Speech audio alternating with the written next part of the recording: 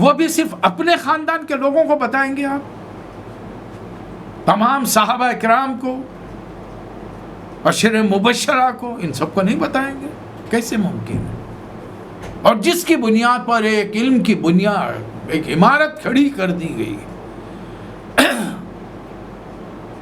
اور یہ بتایا گیا کہ اب یہ علم جو پایا جاتا ہے یہ صرف حضرت علی کے ماننے والوں میں، ان کے آل میں پایا جاتا ہے، اولاد میں پایا جاتا ہے، یعنی حضرت ابو بکر، حضرت عمر، حضرت عثمان ان چیزوں سے نابلد تھے، نعوذ باللہ۔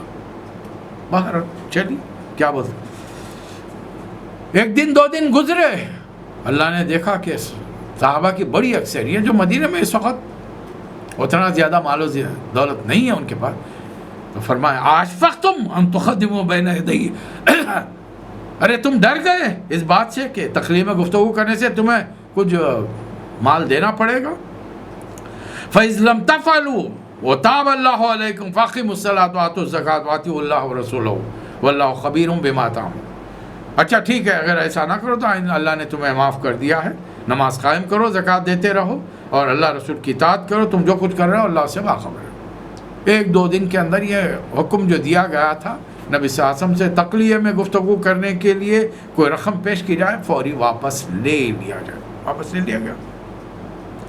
اب اس کے بعد میں چند جنرل باتیں کی کہ کیا آپ نے دیکھا ان لوگوں کو جنہوں نے دوست بنایا، ایسے گروہ کو جو اللہ کا مغضوب ہے؟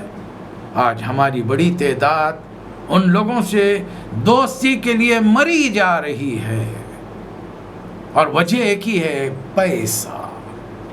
ہمارا میڈیا تو بک چکا ہے، الا ماشاء اللہ، اس لیے کہ وہ رقمیں وہاں سے ملتی ہیں، فائنانس وہاں سے ہوتا ہے، ہمارے مختلف شعبوں میں، اور اسلام کو نقصان مسلمانوں نے بک کر جتنا پہنچایا ہے شاید کسی دوسری قوم نے پہنچایا ہو، غیر مسلموں نے پہنچایا ہو، نہیں پہنچایا۔ باہر اللہ تعالیٰ 1400 سال پہ کیا دیکھا آپ نے ان لوگوں کو جنہوں نے دوست بنایا، ایسے گروہ کو جو اللہ کا مغضوب ہے، وہ نہ تمہارے ہیں نہ ان کے، وہ جان بوجھ کر جھوٹی بات پر قسمیں کھاتے ہیں، اللہ نے ان کے لیے سخت عذاب مہیا کر رکھا ہے۔ ایک بات یاد رکھ لیجیے، اللہ تعالیٰ نے لکھ دیا کتب اللہ لاغلبن انا ورسولی، میں اور میرا رسول غالب آئے۔ لیکن یہ دنیا چلنی ہے، ایسا نہیں ہے کہ رسول اللہ علیہ وسلم کے آمد کے ساتھ ہی ساری دنیا پر غلبہ ہو جائے۔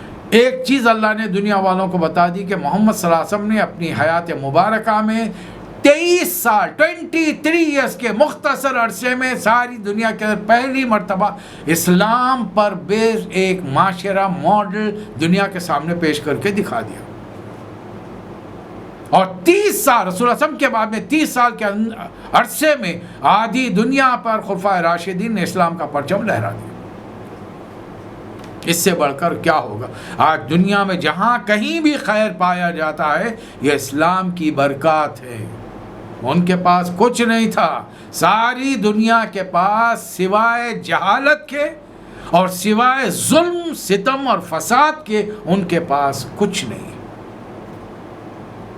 اگر تھوڑی بہت نیکیاں پائی جاتی ہیں تو موسیٰ علیہ السلام کے امتیوں میں، تورات میں تھوڑی بہت ہیں اور انجیل میں، لیکن وہ لوگ ان کتابوں کو فراموش کر بیٹھے ہیں اور اس کی مخالفت میں کمر بستہ ہیں اس دنیا کو نقصان پہنچانے کے لیے۔ بہرحال اللہ سمجھا رہا ہے ہمیں، لا تجد قوما یؤمنون باللہ والیوم الآخر، تم کبھی نہ پاؤ گے کہ جو لوگ اللہ اور آخرت پر رکھتے ہیں وہ ان لوگوں سے محبت کرتے ہیں جو اللہ رسول کی مخالفت کرتے ہیں، خواہ ان کے باپ ہوں، بیٹے ہوں، ان کے بھائی ہوں، اہل خاندان ہوں۔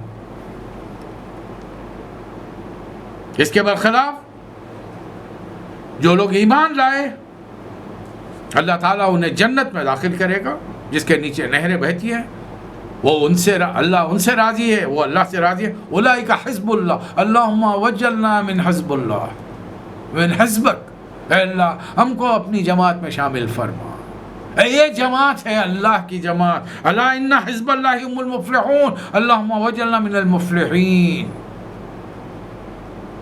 اور اللہ کی جماعت ہی فلاح پانے والی ہے، اے اللہ ہم کو اسی جماعت میں شامل فرما۔ 8واں سال ہے،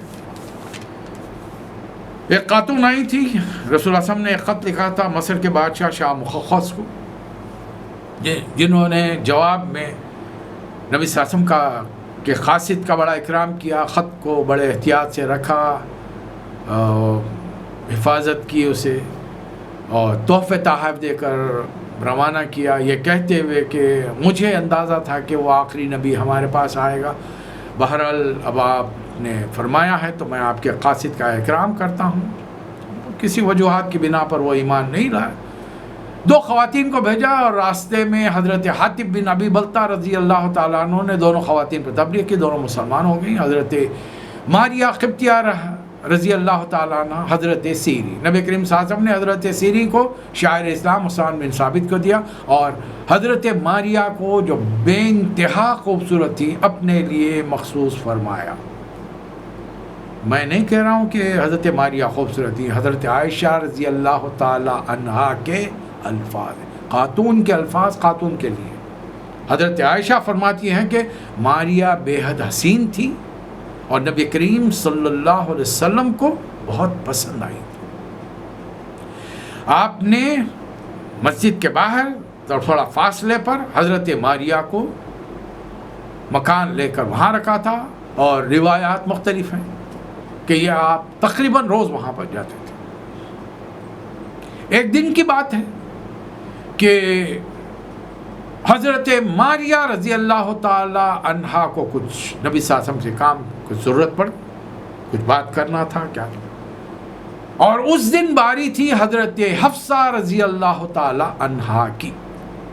نبی کریم صلی اللہ علیہ وسلم کا طریقہ کار یہ تھا کہ آپ روز عصر کے بعد میں چند منٹ تمام بیویوں کے پاس بیٹھتے۔ اس وقت آپ کی 9 ازواج مطہرات تھی، 9 بیویاں۔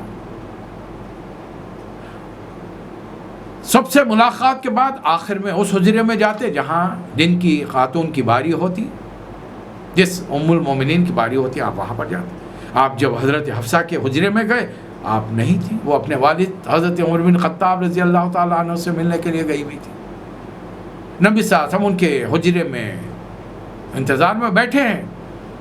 حضرت ماریہ پوچھتی ہوئی آئیں، جب مسجد نبوی میں آئیں، پوچھا کہ کہاں ہیں، تو بتایا گا کہ آپ حضرت حفصہ کے حجرے میں۔ وہ سیدھا وہاں پہنچ گئی اور نبی کریم صلی اللہ علیہ وسلم کے ساتھ تنہائی میں وہاں رہیں۔ پھر تھوڑی دیر کے بعد آپ چلی گئی۔ حضرت حفصہ جب واپس آئی تو آپ کو پتہ چلا، بتایا، لوگوں نے بتایا کہ آج تھی تو آپ کی باری، لیکن ایک خاتون آئی تھی۔ حضرت حفصہ ناراض ہو گئی۔ نبی کریم صلی اللہ علیہ وسلم نے انہیں منانے کے لیے فرمایا کہ آج کے بعد میں ماریہ سے کوئی تعلق نہیں رکھوں گا۔ ایک بات واضح ہو جائے، نبی کریم صلی اللہ علیہ وسلم نے حضرت ماریہ کو رضی اللہ تعالی عنہ ام المومنین کا درجہ نہیں دیا، نکاح نہیں کیا۔ یہ ذہنوں میں رہے۔ بعض کم عقل مسلمان اس بات پر حیرانی کا اظہار کرتے ہیں کہ بغیر نکاح کے بھی ازدواجی تعلقات رکھے جا سکتے ہیں۔ ہاں، آج بھی رکھے جا سکتے ہیں، میں اور آپ بھی کر سکتے ہیں، لیکن اب یہ خواتین ملیں گی میدان جنگ میں، جانا پڑے گا۔ جائیں گے؟ آپ جائیں گے؟ میں جاؤں گا؟ جانے دیں گے ہماری امیاں، ہماری بیگمات، ہماری بیٹیاں، ہماری بہنیں جہاد کا نام سن کر جنہیں تھرتھری چھوٹتی ہے، پسینہ نکل جاتا ہے، وہ ہم کو حج پہ جہاد کے لیے جانے دیں گے؟ جہاد کے معنی تو ہماری خواتین نے ایک ہی سمجھے، موت۔ آدمی گیا نہیں، مر گیا۔ موت ہر کسی کو نہیں آتی ہے۔ یہ رتبہ بلند ملا جس کو مل گیا، ہر ایک کے نصیب میں دار و رسن کہاں۔ حضرت خالد بن ولید 100 جنگوں میں فرنٹ فوٹ پر لڑتے تھے، صف اول میں لڑتے تھے۔ آخری لمحات بستر پر دل میں آرزو تھی کہ شہادت نہیں۔ نبی صلی اللہ علیہ وسلم فرماتے ہیں، میری خواہش ہے کہ مجھے اللہ کے راستے میں قتل کیا جائے، پھر بھی زندہ کیا جائے، پھر قتل کیا جائے، پھر زندہ کیا جائے، پھر قتل کیا جائے، پھر زندہ کیا جائے۔ حضرت صدیق گھر میں طبعی موت۔ اس کے برخلاف تینوں خلفائے راشدین کو شہادت ملی۔ حضرت عمر، حضرت عثمان، حضرت علی. یہ تو اللہ کی مرضی ہے، جس کو جو چاہے دے. ایک اور واقعہ اس زمانے میں پیش آیا کہ نبی کریم صلی اللہ علیہ وسلم 5 منٹ تو عصر کے بعد میں بیٹھتے تھے. اس زمانے میں خواتین کا 2 گروپ بن گئے تھے. ایک حضرت عائشہ لیڈ کرتی تھی، دوسری حضرت زینب بنت جحش رضی اللہ تعالی عنہ. پھوپھیزاد بہن ہیں، قریش سے ہیں، خوبصورت ہے. ان کا ایک گروپ، ان کا ایک گروپ. انہی دنوں حضرت زینب کے بعد یمن سے کچھ شہد آیا ہوا تھا. اب وہ جب نبی صلی اللہ علیہ وسلم چند منٹ کی ملاقات کے لیے آتے تو ان کی خدمت میں فوری شربت پیش کر دیتی. نبی صلی اللہ علیہ وسلم آپ کے میری طرح پانی اور شربت نہیں پیتے تھے. جس طرح ہم چائے پیتے ہیں، نبی صلی اللہ علیہ وسلم شربت پیتے تھے، ٹھنڈا، چسکیاں لے کر، مزہ لے کر، پانی کو بھی مزہ لے کر پیتے تھے. اطمینان سے پانی پیجیے، بیٹھ کر 3 گھونٹ میں پانی پیجیے، کم پانی میں پیاس بجھ جائے گی. اس کے برخلاف کھڑے کھڑے پانی پیجیے، پتا متاثر ہو جائے گا، جگر متاثر ہو جائے گا. اور غٹ پانی پیجیے، پیاس نہیں بجھے گی. پانی مسلسل پیا جائے گا اور پیٹ تن جائے گا، پیٹ میں درد شروع ہو جائے گا. نبی صلی اللہ علیہ وسلم شربت بڑا مزہ لے کر پیتے تھے. اب 5 منٹ کی جگہ 10 منٹ ہونے لگے. خواتین پورا حساب رکھ رہی ہیں کس کے پاس کتنی دیر بیٹھتے ہیں. حضرت عائشہ نے ایک پلان سوچا اپنے ساتھی خواتین سے، امہات المومنین سے، جن میں حضرت حفصہ، حضرت سودا، شاید حضرت میمونہ وغیرہ وغیرہ شامل ہیں. ان سے کہا کہ آج ایک بات کریں گے ہم. آج جب نبی صلی اللہ علیہ وسلم آ کر گفتگو کے لیے عصر کے بعد بیٹھے تو ایک کام کریں، ان سے ہم کہیں گے کہ آپ کے پاس یہ مغافیر کی بو آ رہی. مغافیر ایک ایسا پھول ہے جس کا رس چوستے کہ اس سے جو شہد بنتا ہے اس میں ایک بسان قسم کی بو ہوتی ہے. اور نبی کریم صلی اللہ علیہ وسلم کی بڑی نفاست تھی، بڑی نفیس طبیعت تھی. یہ پسند نہیں کرتے تھے کہ آپ کے پاس سے کچھ بو آئے. تو پھر آپ یہ کیسے پسند کریں گے کہ آپ کے پاس بیٹھنے والوں کے پاس سے بو آئے. ان تمام لوگوں کے لیے ایک وارننگ ہے جو سگریٹ پیتے ہیں اور گٹکا کھاتے ہیں یا اس قسم کی کوئی چیز استعمال کرتے ہیں. وہ اپنے گھر والوں کو نقصان پہنچا رہے ہیں. اگر میں نے مفتی کا کورس کیا ہوتا تو فتویٰ دیتا کہ یہ تمام لوگ جنت میں نہیں جائیں گے، اس لیے کہ یہ اپنے مال سے اپنی موت اور کینسر خرید رہے ہیں، سرطان خرید رہے ہیں، اپنی جان خود دے رہے ہیں اور گھر والوں کو نقصان پہنچا رہے ہیں. نبی صلی اللہ علیہ وسلم نے خلاف فرمایا، خودکشی کرنے والے کو جنت نہیں ملے گی. اور یہ تو ہم خرید کے لا کے استعمال کریں تو خودکشی نہیں ہوئی. بہرحال 2 باتیں ایسی ہو گئی کہ نبی صلی اللہ علیہ وسلم، اب جب نبی صلی اللہ علیہ وسلم نے 4-5 خواتین سے سن لیا کہ آج مغافر کی بو رہی، تو آپ نے اعلان کر دیا آج کے بعد میں شہد نہیں کھاؤں گا. اللہ کی قسم بھی کھا دی. اللہ تعالیٰ نے سورہ نازل فرما دیا، یا ایھا النبی لما تحرم ما احل اللہ لک تبتغی مرضات ازواجک واللہ غفور رحیم. اے نبی صلی اللہ علیہ وسلم، آپ اس چیز کو کیوں حرام کرتے ہیں جسے اللہ نے حلال کیا؟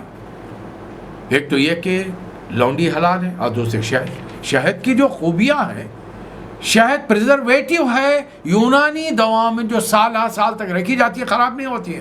اور آج میڈیکل سائنس میں میڈیسن جتنی بنتی ہیں ان کا پریزرویٹو الکوہل ہے، اور جو اسلام میں حرام ہے. اب بتائیے کیا چیز ہے اس کے اندر؟ شہد بے شمار بیماریوں کا علاج ہے اس کے اندر. اس کی شہد کی قسمیں بھی مختلف ہیں. اللہ نے ٹوک دیا، نہ لونڈی حرام کیا ہے میں نے، نہ شہد آپ نے کیسے حرام کر لیا. اور بیویوں کو خالی خوش کرنا چاہتے ہیں. واللہ غفور رحیم، اللہ معاف کرنے والا، بڑا رحیم ہے. اللہ نے خصموں سے نکلنے کا طریقہ مقرر کر دیا ہے.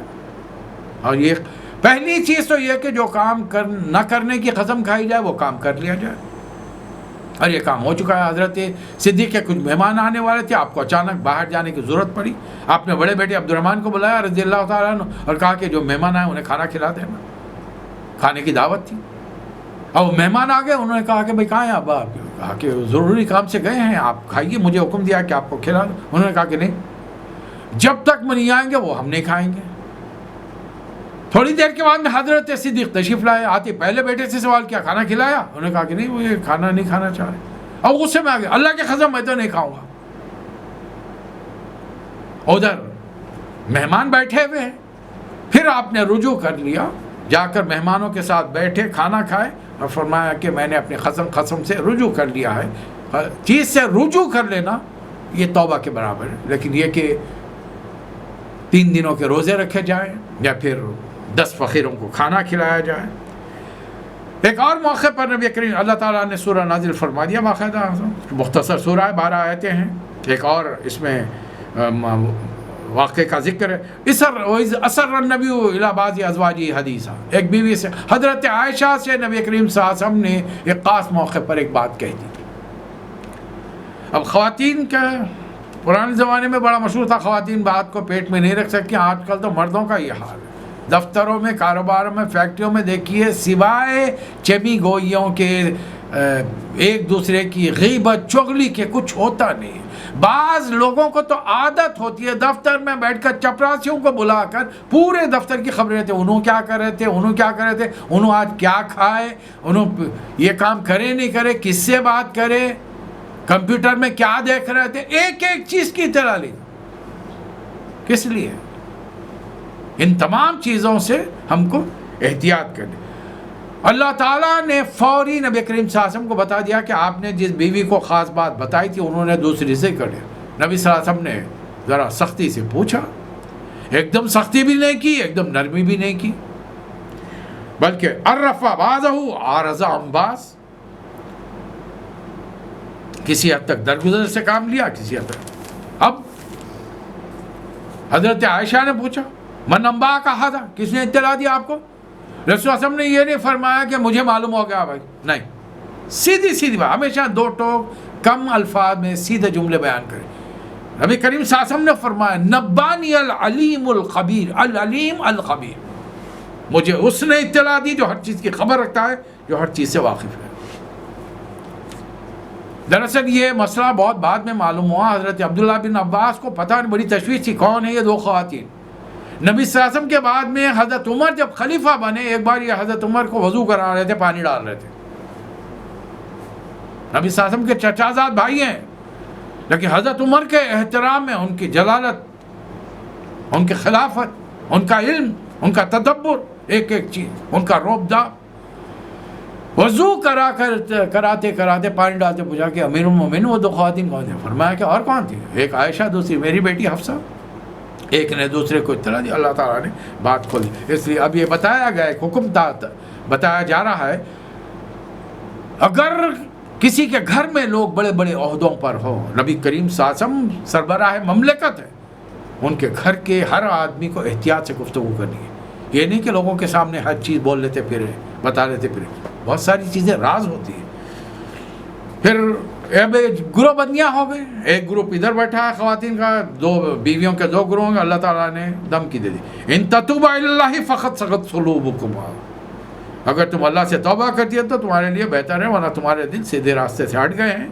اور اگر تم نے اپنی روش برقرار رکھی, جتھا بندی جاری رکھی, اللہ نبی کے ساتھ ہے, جبرائیل ساتھ ہے, اور تمام مومنین ساتھ ہیں.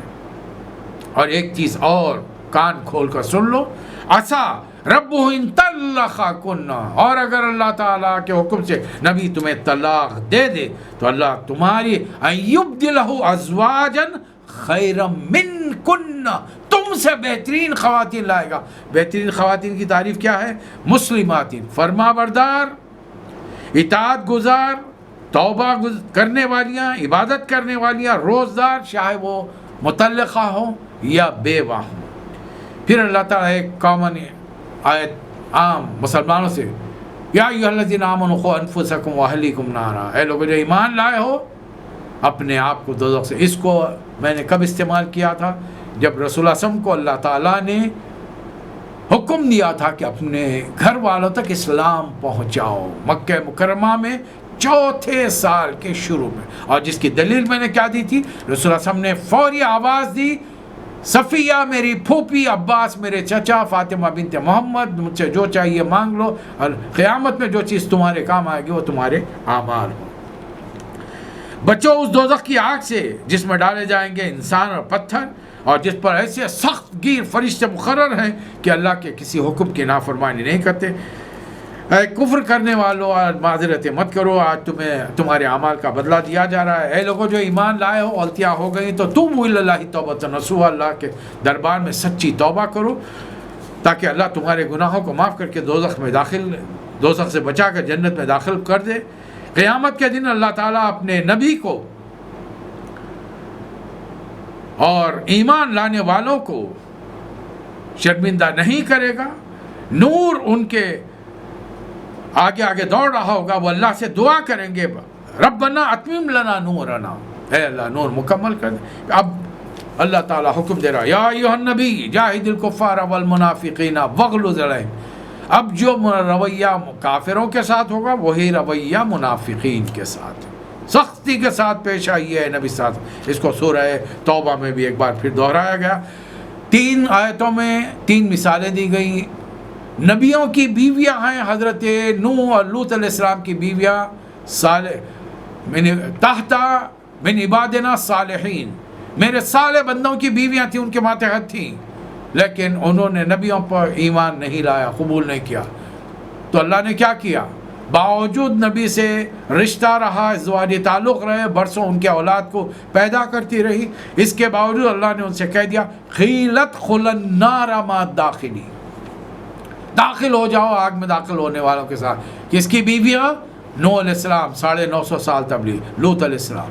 اس کے برخلاف فرعون کی بیوی ہے، انتہائی جابر، ظالم اور وقت کے متکبر انسان کی بیوی جو اپنے آپ کو خدا کہتا ہے، لیکن وہ ایمان لا کر خاتون کہہ رہی ہے رب ابن لی عندک بیتا فی الجنت ونجنی من فرعون وعملہ ونجنی من القوم، اے اللہ مجھے فرعون سے اور اس کے برے عمل سے اور اس قوم سے مجھے بچا لے، اور جنت میں اللہ تعالیٰ اس خاتون کو، جن کا نام روایات میں آسیہ، حضرت آسیہ رضی اللہ تعالیٰ عنہ بتایا گیا، جنت میں داخل کرے گا۔ اور اللہ جب امتحان لینا چاہتا ہے مذہبی گھرانے کی انتہائی کنواری خاتون، جن کا قرآن مجید میں 20 مرتبہ نام لیا گیا ہے، نبی کی بیوی کا نام قرآن میں نہیں آیا، ماں کا نام قرآن میں نہیں آیا، بیٹی کا نام نہیں آیا، یہ آیت ہمیں مجبور کرتی ہے کہ ہم عیسائیوں کے ساتھ، عیسیٰ علیہ السلام کے ماننے والے فالوور کے ساتھ ڈائلاگ کرے۔ تمہاری مقدس ہستی کی ماں کا اللہ نے کتنا بہترین ذکر کیا ہے، مریم ابنت عمران التی احسنت فرجہا فنفخنا فیہ من روحنا وصدقت بکلمات ربہا وکتبہ وکانت من القانتین۔ اور اللہ تعالیٰ مثال دے رہا ہے عمران کی بیٹی مریم کی، جنہوں نے اپنی عصمت کی حفاظت کی، ہم نے ان کے اندر اپنی روح پھونکی، اور ایک وہ اولاد، ان کے ذریعے دنیا میں ایک اولاد ہوئی، حضرت عیسیٰ علیہ السلام، عیسیٰ ابن مریم۔ حضرت مریم نے اپنے رب کے کلمات کی اور کتابوں کی تصدیق کی، وہ کانت من القانتین، اور ان کا حال یہ تھا کہ وہ اللہ کے اطاعت گزار بندوں میں داخل ہو گئی۔ ایک اور سورہ جس کے بارے میں اللہ تعالیٰ نے جو حکم دیا تھا، اللہ نے باقاعدہ اس کا نام لے کر اسلامی معاشرے کے لیے، حالانکہ فائنل حکم نہیں ہے، یہ دیکھ لیجئے، سورہ طلاق ہے، 12 آیتیں ہیں، ایک آیت میں اللہ تعالیٰ نے خصوصی حکم دیا، یا ایھا النبی اذا طلقتم النساء فطلقوهن لعدتهن واحصوا العدة، اگر آپ اپنی بیویوں کو طلاق دیں تو عدت کے لیے، وقت مقررہ کے لیے طلاق دیں، اور اس کے زمانے کا ٹھیک طریقہ کار کیا ہے۔ ایک آدمی اپنی بیوی کو طلاق دینا چاہتا ہے، وہ ٹھہرے، تعلقات خراب ہے، اس مہینے میں عورت اپنی ناپاکی سے پاکی کا غسل کرے گی، خاندان کے اس کے کچھ لوگوں کو، اپنے کچھ لوگوں کو بلایا جائے، ان کے سامنے پہلی طلاق دی جائے، ایک طلاق۔ اب دونوں اسی گھر میں 1 مہینہ اور رہیں گے، پھر بھی تعلقات میں بحالی نہیں آ رہی، ٹینشن چل رہا ہے، دوسرا مہینہ آ گیا، عورت ناپاک ہوئی، پھر پاکی کا نہانا نہیں، غسل کی اس نے، پھر خاندان کے ان لوگوں کو بلایا جائے گا، دوسری طلاق دی جائے گی۔ اب حکم دیا گیا چھوڑ دو۔ 3 مہینے گزر گئے، اب وہ عورت آپ سے جدا ہو گئی۔ اب اگر آئندہ کبھی دوبارہ اسے نکاح کرنے کی سوچو، بغیر مہر دیے کہ صرف نکاح پڑھوا لو چند لوگوں کے سامنے، وہ تمہارے نکاح میں آ جائے۔ البتہ تم نے اگر حماقت کی اور تیسری مرتبہ طلاق دے دی، اب وہ عورت تمہارے نکاح میں نہیں آ سکتی۔ یہ حکم اللہ نے ابھی نہیں دیا، بالکل آخری وقت میں اللہ تعالیٰ نے سورہ بقرہ میں ایک آیت ایڈ کرا دی، الطلاق مرتان، طلاق صرف 2 مرتبہ ہونی چاہیے، یہ اللہ کا حکم ہے۔ اور جہالت کے سبب آج 3 مرتبہ طلاق کہہ کر ہم غیر مسلموں کو اپنے دین میں مداخلات کا حکم دے رہے ہیں۔ وہ ہماری شریعت میں، احکام الہی اور احکام رسول میں وہ مداخلات کر کر نیا قانون بنا رہے ہیں۔ سزا ملنی چاہیے مسلمانوں، ایسے جاہل مسلمانوں کو جو ایک وقت میں گھر میں قرآن ہے پڑھتے نہیں، سنتے نہیں، اور جہالت میں 3 طلاق دیتے ہیں۔ اگر حکومت انہیں قید کی سزا دے رہی ہے، جیل بھیج رہی ہے، الحمدللہ، اس لیے کہ اگر نبی کریم صلی اللہ علیہ وسلم ہوتے تو آپ بہت سخت ترین سزائیں دیتے۔ منع کیا، آپ کو اطلاع ملی کسی نے 3 طلاق دی ہے، آپ جذبے میں کھڑے رہ گئے، اللہ کا رسول ابھی تمہارے درمیان موجود ہے اور تم اللہ کے احکامات سے کھلواڑ کر رہے ہو۔ ایک مرحلے پر آپ نے، ایک صحابی نے آ کر کہا کہ میں نے غصے میں اپنی بیوی سے 3 طلاق کہہ دیا ہے، اب کیا حکم ہے؟ نبی صلی اللہ علیہ وسلم نے پوچھا ان سے، تمہارے دل میں حقیقت میں کیا تھا؟ اور انہوں نے عرض کیا کہ اللہ کے رسول، میرا چھوڑنے کا کوئی ارادہ نہیں تھا۔ تو آپ نے فرمایا جاؤ رجوع کر لو، باوجود ہے کہ 3 طلاق دی۔ اب علماء کا ایک گروہ اس چیز کو دلیل بناتا ہے کہ 3 طلاق ایک میں شمار کی جائے گی۔ یہی واقعہ حضرت عمر، حضرت علی کے دور میں خلافت میں پایا گیا، دونوں نے انکار کر دیا، فرمایا کہ نہیں۔ حضرت عمر سے جب کہا گیا کہ بھئی نبی صلی اللہ علیہ وسلم کے زمانے میں پیش آیا، تو انہوں نے بڑی بہترین بات کہی، نبی پر وحی آتی تھی، اگر صحابی جھوٹ بولتا، غلط بیانی سے کام لیتا، اللہ تعالیٰ بھانڈا پھوڑ دیتا۔ اس کا مطلب ہے کہ صحابی نے جو بات کہی سچ کہی کہ اس کے دل میں 3 طلاق کی بات نہیں تھی، نبی صلی اللہ علیہ وسلم نے رجوع کا حکم دے لیا۔ حضرت عمر نے فرمایا کہ نہیں، ہمارا اب وحی کا دور گزر چکا ہے، ہم تمہاری زبان پر جائیں گے، جو تم کہو گے اس کے مطابق عمل ہوگا۔ تفریق کرا دی۔ حضرت علی کے زمانے میں کسی نے آ کر کہا کہ میں نے اپنی بیوی کو 1000 طلاقیں دی ہیں، تو فرمایا کہ 3 سے تو تیری بیوی جدا ہو گئی، اب 997 کو دوسری بیویوں پہ بانٹ لیتے، پھر ایکشن لے لیا، جدائی ہو گئی۔ حضرت مفسر قرآن حضرت عبداللہ بن عباس رضی اللہ تعالیٰ عنہ فرماتے ہیں کہ نہیں، لوگ جہالت سے کام دیتے ہیں، جب عمل کر دیتے ہیں تو اسلام میں اس کا حل ڈھونڈنے کی کوشش کرتے ہیں۔ طلاق دینے سے پہلے سوچنا چاہیے ہمیں کیا کرنا ہے۔ تو اللہ نے فرمایا وہاں پر وہ احصوا العدہ، ریکارڈ رکھو، جیسا نکاح کا ریکارڈ ہوتا ہے طلاق کا ریکارڈ ہونا چاہیے۔ اس میں 1-2-3 حدیث آیتیں بڑی پیاری آئی ہیں سورہ طلاق میں، انشاءاللہ تعالی اس پر اگلے مرحلے پر ہم بات چیت کریں گے۔ اللہ تعالیٰ مجھے اور آپ کو توفیق عطا فرمائے۔ وآخر الدعوانا ان الحمد للہ رب العالمین۔